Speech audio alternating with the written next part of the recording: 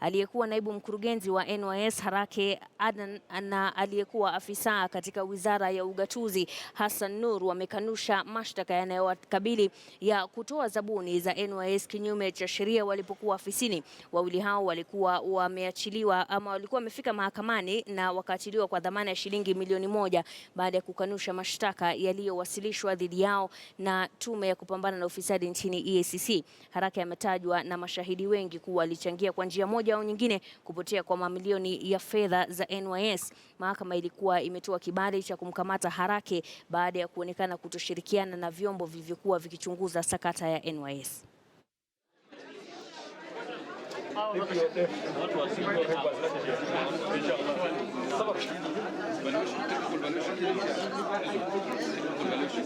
Umemaliza, ninakuja unamaliza kipindi.